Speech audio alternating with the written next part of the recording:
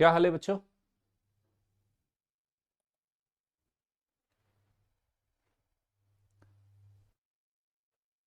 Hello बच्चों, क्या हाल है आप सभी के?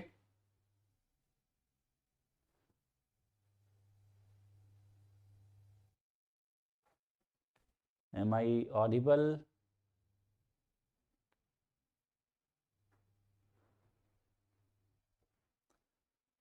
नमस्कार नमस्कार। कैसे हैं आप सभी लोग?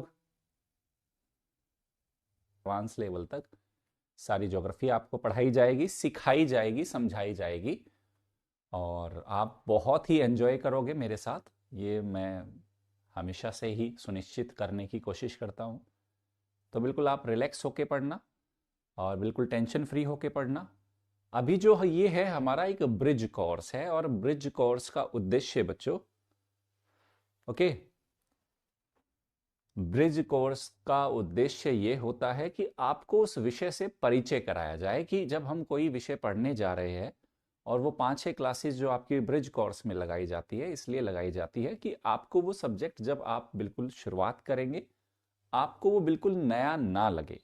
उसके अंदर बहुत सारे तकनीकी शब्द भी हो सकते हैं, तो हो सकता है आप उनसे परेशान हो जाए। तो ऐसे अगर कोई तकनीकी शब्द होंगे, हम आने वाले 5-6 दिनों में उन पे भी लगातार बातचीत करेंगे। तो बिल्कुल रिलैक्स होके। हाँ, एनसीईआरटीज कब होगी? चलिए, ब्लैक बोर्ड नहीं, ब्लैक बोर्ड पॉसिबल नहीं है बच्चा मेरे लिए। ब्लैक बोर्ड से मुझे इश्यू है। हाँ, हम वाइट बोर्ड पे ही पढ़ेंगे। 12 घंटे वाली मैराथन क्लास देख के आए हो, मेरी गर्दा उड़ा दिया। Okay, thank you so much बच्चों। नोट्स बनाएंगे? हाँ, नोट्स बनाएंगे। काफ़ी सारी चीज़ें मैं आपको लिखकर ही पढ़ाऊंगा। चलिए, नोट्स भी बनाएंगे, चीज़ें करेंगे बच्चों, है ना? तो सबसे पहले, मैं हमेशा ऐसे ही मुस्कुराता रहता हूं। हाँ, बीच बीच में अगर आप बदतमीजी करोगे मैं आपको डांट भी लगाऊंगा। तो ज्योग्राफी ब्रिज कोर्स का उद्देश्य क्या है बच्चा? हम ये समझे कि ज्योग्राफी यूपीएससी में क्या महत्व रखता है, यूपीएससी के लिए ज्योग्राफी पढ़ना क्यों जरूरी है एक विषय के रूप में। कई बार होता है ना यार, इस टॉपिक को नहीं पढ़ेंगे या इस सब्जेक्ट को नहीं पढ़ेंगे, इस सब्जेक्ट को ना पढ़ने से भी हमारा काम चल जाएगा। तो हम जान लेते हैं क्या ज्योग्राफी एक ऐसा विषय है जिसको छोड़ के आप आगे बढ़ सकते हो या नहीं। और हम, हाँ, और हम और भी बहुत सारी बेसिक चीजों के बारे में जानेंगे। तो हम बात करेंगे यूपीएससी एंड ज्योग्राफी के बारे में। ये बहुत लंबे लंबे सेशंस मैं नहीं लूंगा, एक एक सवा घंटे के आपके 5-6 सेशन लेंगे। तो यूपीएससी और ज्योग्राफी, ज्योग्राफी जिसको हम बोलते हैं भूगोल, क्या है बच्चा, ये समझने की कोशिश करते हैं। तो इस पूरी तैयारी में आपके परीक्षा के 3 चरण है बच्चों। आप जानते हो यूपीएससी की जब आप तैयारी करते हो, 3 स्टेजेस है आपके इस एग्जाम की, स्टेज 1, स्टेज 2, स्टेज 3। तो स्टेज 1, या जिसको आप लेवल 1 भी बोल सकते हो, लेवल 1, इसमें क्या होता है, आपकी प्रारंभिक परीक्षा होती है बच्चों। प्रारंभिक परीक्षा, जिसे आप प्रिलिमिनरी एग्जामिनेशन के नाम से जानते हो। प्रीलिम्स एग्जाम्स के नाम से आप जिसको जानते हो, ये पहला स्तर है आपकी तैयारी का। ठीक है। रिकॉर्डेड क्लासेस देखनी है क्या? हाँ, आप देख लीजिए अवश्य। अगर आपको कुछ रिकॉर्डेड क्लासेस मिली है एनसीईआरटीज वगैरह की, तो अवश्य देखना बच्चों। ओके। हाँ, एनसीईआरटी की रिकॉर्डेड क्लासेस आप लोगों को देखनी है। हाँ, कर लेना बच्चा, काम ही आएगी वो। उससे क्या होगा, वैसे तो मैं बिल्कुल बेसिक से एडवांस लेवल तक पढ़ाऊंगा ज्योग्राफी, लेकिन वो आपको रिकॉर्डेड क्लासेस का एक्सेस मिला है, तो आप धीरे धीरे उसको कंप्लीट कर लीजिए। बता देता हूँ, पीडब्ल्यू का एक बड़ी खासियत है, जब हम अपनी क्लासेस लेते हैं ना, आगे तक के लिए बता देता हूं, जब हम क्लासेस लेते हैं, क्लास शुरू करने से पहले हमारी है, ठीक है। चले, एनसीईआरटी का आपको रिकॉर्डेड क्लासेस मिली है बच्चों। हाँ, एनसीईआरटी, क्या बात है, बहुत बढ़िया। चलिए, आगे चलते हैं बच्चे। तो हम सबसे पहले जानते हैं प्रारंभिक परीक्षा में भूगोल का क्या रोल है ना? प्रारंभिक परीक्षा की बात करते हैं। प्रारंभिक परीक्षा, क्या रोल है ज्योग्राफी का प्रारंभिक परीक्षा में? तो बच्चा आपको पता है, प्रारंभिक परीक्षा में जो जनरल स्टडीज का पेपर होता है, जिसको आप जीएस बोलते हो, हिंदी में बोलते हो सामान्य अध्ययन,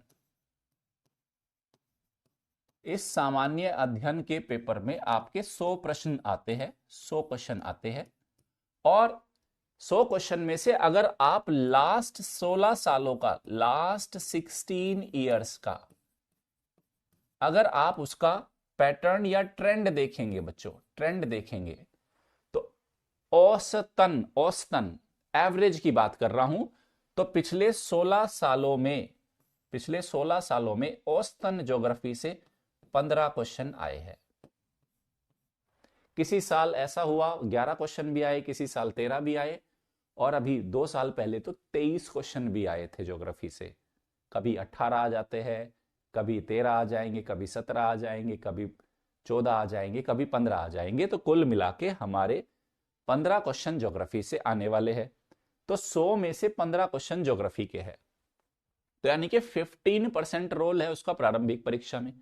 और दूसरा अच्छा रोल इसलिए भी है बच्चा कि ये 15 क्वेश्चन में से आप कितना सही कर सकते हो। 15 में से आप आराम से 12, 13, 14 क्वेश्चन सही कर सकते हो, क्योंकि ज्योग्राफी कंसेप्ट बेस्ड सब्जेक्ट है। यहां अगर आपकी अवधारणा और कंसेप्ट और फाउंडेशन बहुत स्ट्रांग है, तो आपको एग्जाम हॉल में तकलीफ ही नहीं आनी। कोई ऐसा कोई इसमें फैक्ट नहीं समझना आपको। बहुत सारी चीजें बहुत लॉजिकली काम करती है। सूरज उग रहा है या छिप रहा है, दिन हो रहा है, रात हो रहा है, उसके पीछे का एक कंसेप्ट है। समझ गए? कहां आपको उद्योग लगाना है, आपको पता है उद्योग लगाने के लिए 4-5 चीजें बहुत, या जितने भी क्राइटेरिया है वो पूरे अगर हो जाएंगे तो आप वहां उद्योग लगा सकते हो। तो ऐसी बहुत सारी चीजें होती है कि बिल्कुल अगर आपकी अवधारणा, कंसेप्ट समझ में आ गया तो क्वेश्चन सॉल्व हो जाएगा। एनसीईआरटी का आपके बैच में लाइव क्लास नहीं होगा, रिकॉर्डेड क्लासेस मिली है बच्चों आपको एनसीईआरटी की, मैं बार बार बोल रहा हूं।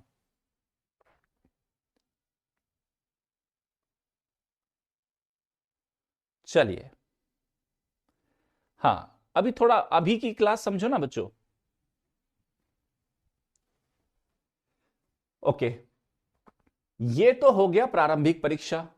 और क्योंकि ज्योग्राफी के साथ एनवायरनमेंट जुड़ा हुआ है बच्चा, और एनवायरनमेंट की अच्छी समझ, जब तक ज्योग्राफी आपका बहुत अच्छा नहीं होगा, याद रखना, जब तक ज्योग्राफी अच्छा नहीं होगा, आपका पर्यावरण, एनवायरनमेंट वाला पार्ट अच्छा नहीं होगा। एक चीज और ध्यान रख लेना, भूगोल अगर अच्छा है तो भूगोल के साथ साथ आता है बच्चा पर्यावरण व पारिस्थितिकी, पर्यावरण एवं पारिस्थितिकी। तो आपकी ज्योग्राफी अगर स्ट्रांग हो गई तो एनवायरनमेंट भी आपका स्ट्रांग हो जाएगा बच्चों। और ये ज्योग्राफी और एनवायरनमेंट, क्योंकि दोनों विषय मैं ही आपको पढ़ाने वाला हूं, तो इन दोनों विषय, अगर ज्योग्राफी एनवायरनमेंट की बात करूं तो 100 प्रश्न में से आपके लगभग 30 प्रश्न आपके आते हैं किससे? Geography plus environment and ecology, ये ध्यान रखना। तो प्रारंभिक परीक्षा अगर पास करनी है तो आपकी प्रारंभिक परीक्षा में सफलता का रास्ता भूगोल और पर्यावरण की क्लासेस से होकर गुजरेगा। ठीक है, ओके। फिर आगे हम चलते हैं बच्चों मुख्य परीक्षा। हम चलेंगे फिर मुख्य परीक्षा की ओर, जिसको आप मेंस एग्जाम बोलते हो, मेंस एग्जाम। मुख्य परीक्षा में आपको पता है एक जीएस पेपर फर्स्ट का पेपर होता है, जीएस पेपर 2 होता है, जीएस पेपर 3 होता है, जीएस पेपर 4 होता है, फिर आपका एक ऑप्शनल सब्जेक्ट होता है, और ऑप्शनल सब्जेक्ट के 2 पेपर होते हैं, एक पेपर 1, एक पेपर 2 होता है। उसके बाद आपका एसए का पेपर होता है, 250 नंबर का होता है बच्चा। ये भी 250 नंबर का होता है, ये भी 250 नंबर का होता है, ये 250, सब 250 नंबर के है, सब 250 नंबर का है। और उसके बाद क्वालिफाइंग पेपर होते हैं लैंग्वेज के, उसके मार्क्स नहीं जुड़ते, लेकिन उनको क्वालिफाई करना आवश्यक है। तो देखो यहां इस 250 नंबर में से बच्चा आप देख लेना, साल 2013 से लेके 2025 तक का यूपीएससी का पैटर्न। यहां इन 250 नंबर में से बच्चों 100 से लेके 110 जो मार्क्स है वो ज्योग्राफी से ही है, ज्योग्राफी। तो मिनिमम 8 और मैक्सिमम 9 क्वेश्चन पूछता है, 20 में से 8 से 9 क्वेश्चन आते हैं ज्योग्राफी से। यानी कि अगर आपको जीएस पेपर 1 में अच्छा स्कोर करना है तो वहां आपकी ज्योग्राफी का बड़ा रोल है। ठीक है। हाँ, क्वालिफाइंग लैंग्वेज बोला ना बच्चा, इंग्लिश का, एक तो इंग्लिश होगा 300 नंबर का, और एक और कोई दूसरी भारतीय भाषा आप लेके उसको पास करना है, लेकिन वो सिर्फ क्वालिफाइंग है। 300 में से 75 नंबर लाने हैं आपको पास करने के लिए, और उनके मार्क्स ऐड नहीं होते।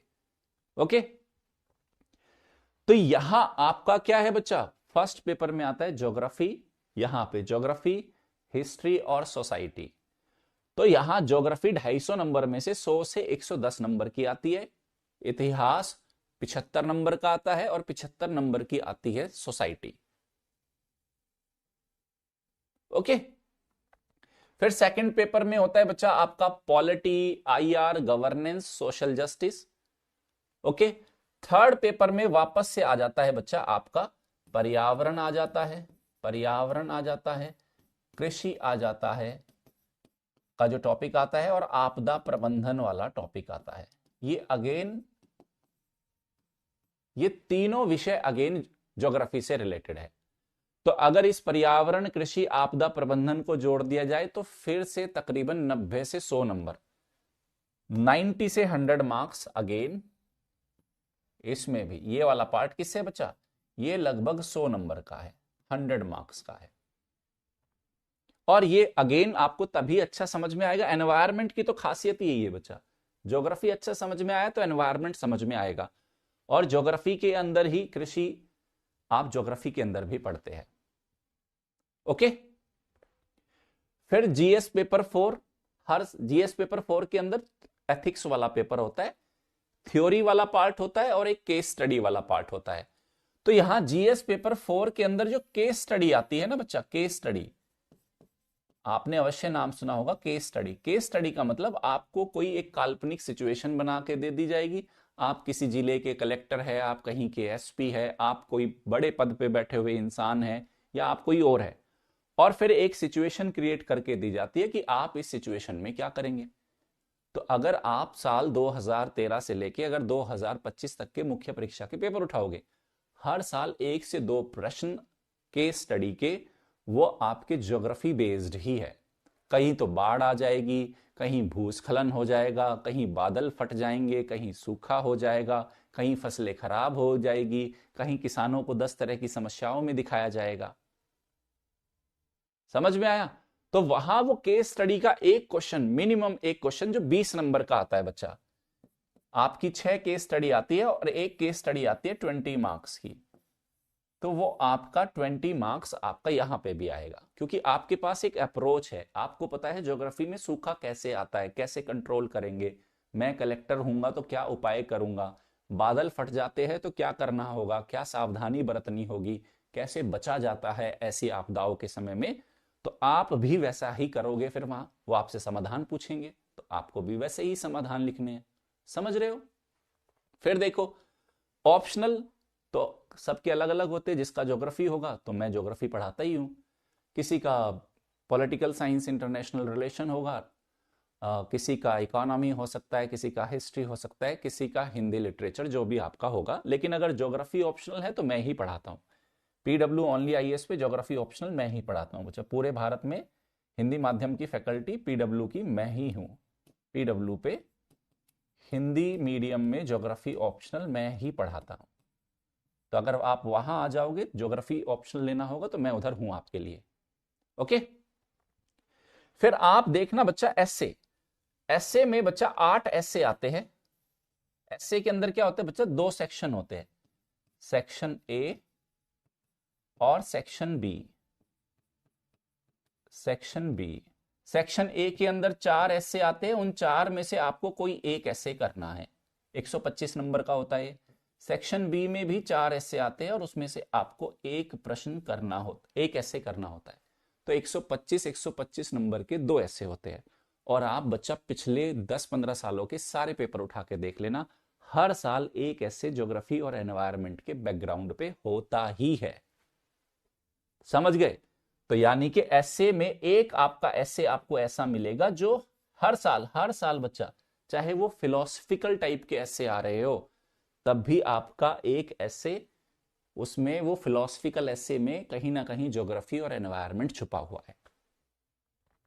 ठीक, तो अगर पूरा मुख्य परीक्षा जो कि आपके सिलेक्शन का आधार बनेगी 1750 नंबर की, क्योंकि प्रारंभिक परीक्षा केवल पास करनी होती है, इसके नंबर फाइनल मेरिट में आपके जुड़ते नहीं है, तो मुख्य परीक्षा ही सबसे महत्वपूर्ण पड़ाव है।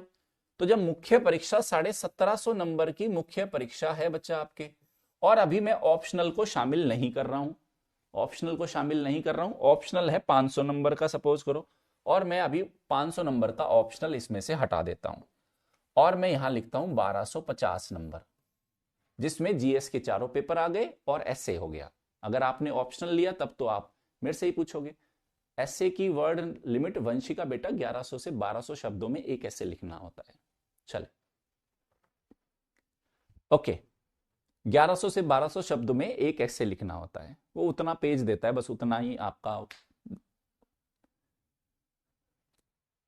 वर्ड लिमिट मिलती है आपको। तो 1250 नंबर में ज्योग्राफी अगर आप पढ़ते हो, आपको कितना मदद कर रही है बच्चा? 100 से 110 नंबर यहां मदद कर रही है, 100 नंबर की ज्योग्राफी आपको यहां मदद कर रही है, 20 नंबर की ज्योग्राफी आपको यहां मदद कर रही है, और 125 नंबर की ज्योग्राफी आपको यहां मदद कर रही है। तो इस 1250 नंबर में से अगर मैं लिखूं, तो यहां अगर मैं लोअर साइड भी जाता हूं 100 नंबर लिए, यहां भी मैंने 100 नंबर लिए, यहां पे भी हमने 20 नंबर लिए, और यहां पे हमने 125 नंबर लिए। आप खुद बताओ कितने नंबर हो गए बच्चा? 345।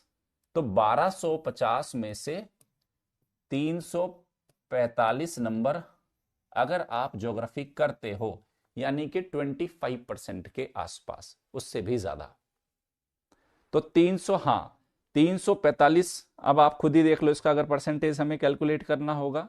बताओ, आपका गणित बहुत अच्छा होगा बच्चों, मैं उम्मीद करता हूं।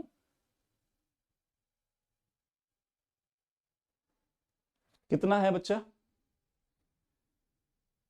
ये तकरीबन 30% के आसपास आ गया आपका, लगभग वही 27-28% है। तो लगभग आपका 30% रोल रहेगा आपके पूरे सिलेक्शन में ज्योग्राफी का। उसके बाद जब आप इंटरव्यू में जाते हो बच्चा, जब आपसे प्रश्न पूछे जाते हैं, जब आपसे प्रश्न पूछे जाते हैं, तो वो बहुत सारे प्रश्न करंट अफेयर बेस्ड होते हैं, environment based, polity based, geography based. तो वहां पे क्या होता है, वहां आपको ज्योग्राफी हेल्प करती है। सपोज आपको लग तो रहा है कि उसने ईरान के ऊपर कुछ प्रश्न पूछ लिया, भाई ईरान में जो स्थिति चल रही है आप बताओ, लेकिन ईरान में जो स्थिति चल रही है, ईरान सपोज करो जिस साल आप इंटरव्यू दे रहे हो 2000, आप क्या सोच रहे हो कि जो इजराइल में टेंशन हो रहा है, ईरान में जो टेंशन हो रहा है, यूक्रेन में जो टेंशन होगा, क्या उसका ज्योग्राफी से कोई लेना देना नहीं रही है वहां के पूरे की पूरी राजनीति को तय करने में? समझ गए? ऐसे हिंदी और इंग्लिश दोनों में लिख सकते हो बच्चा, ऐसी कोई तकलीफ नहीं।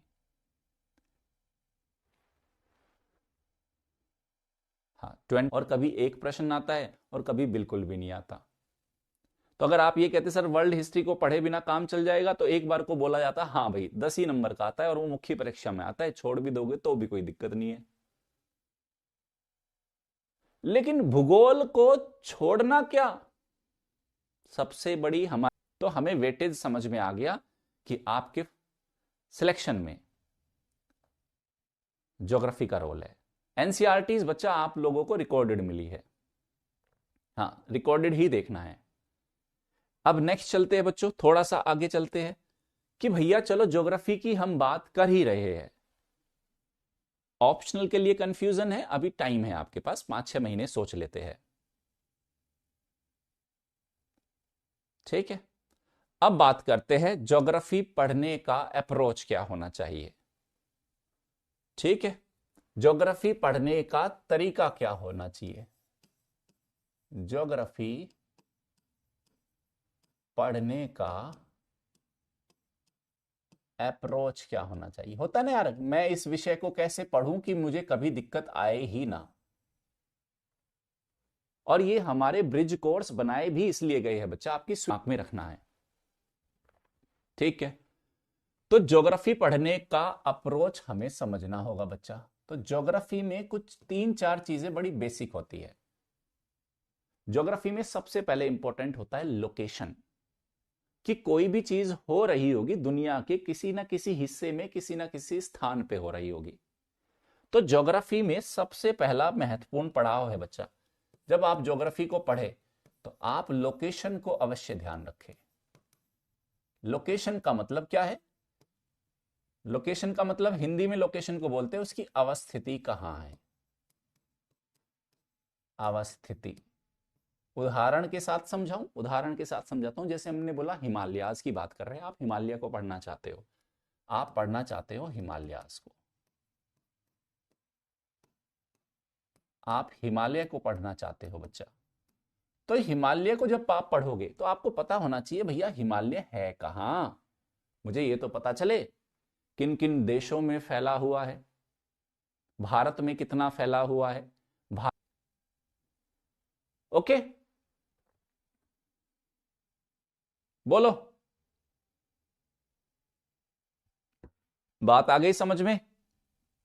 तो आपको जब भी ज्योग्राफी का कोई भी टॉपिक पढ़े तो आपके दिमाग में ये प्रश्न होना चाहिए, ये चीज हो कहां रही है।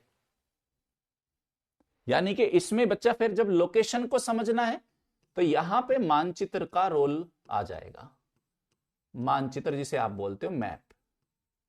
तो इसलिए आप जब भी पढ़ाई की शुरुआत करें आपके पास एक एटलस अवश्य होनी चाहिए, एटलस होनी चाहिए। एटलस, तो एटलस में हमेशा ही 2 प्रकार की एटलस बच्चों को बताता हूं, या तो आप ऑक्सफोर्ड का एटलस ले ले, ऑक्सफोर्ड, या आप Orient black swan, Orient black swan.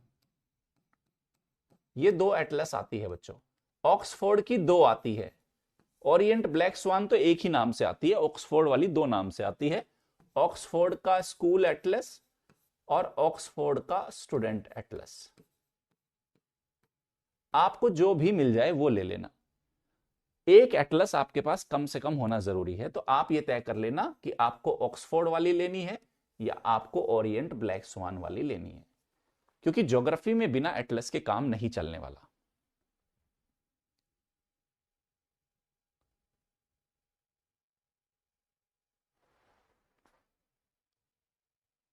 ठीक है, चलिए बताओ यहां कोई समस्या आपको?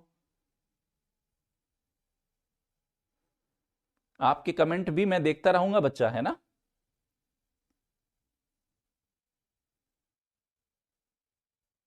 चलिए,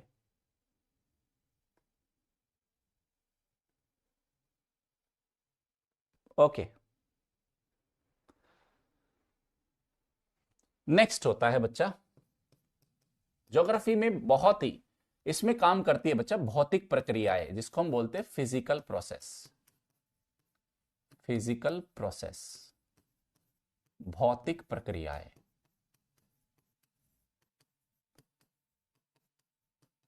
भौतिक प्रक्रियाओं का मतलब कि कोई भी चीज ज्योग्राफी में हो रही है। हिमालय कैसे बना, हिमालय के पीछे कौन कौन सी आपकी प्रक्रियाओं ने काम किया।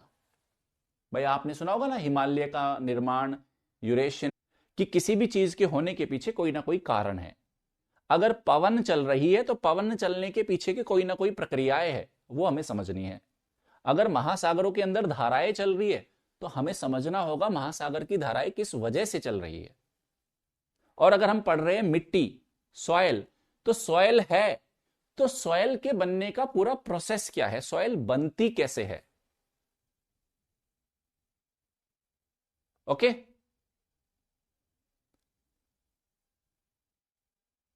चले। तो ये होता है, आपको ज्योग्राफी के अंदर फिजिकल प्रोसेस को आइडेंटिफाई करना पड़ेगा। चले,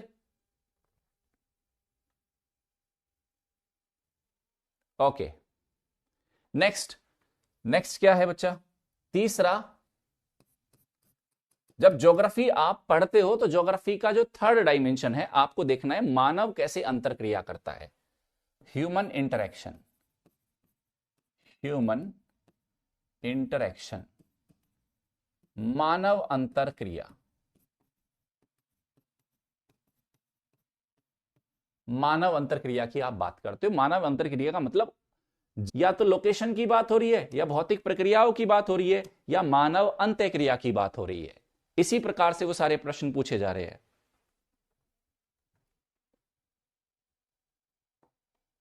ओके, फिर चौथा बच्चा, चौथा आप देखना, फिर होता है इंपैक्ट, जिसको आप बोलते हो प्रभाव,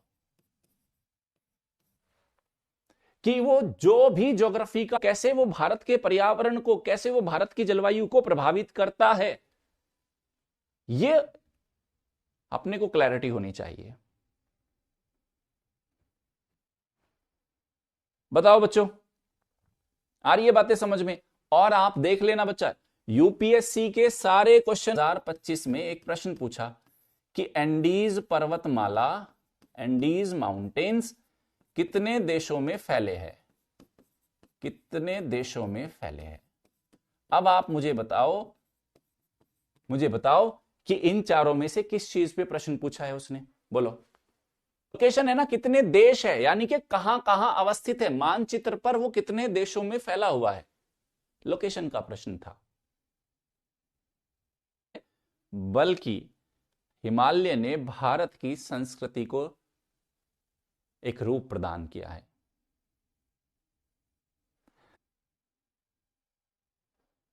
बताओ कैसा लगा?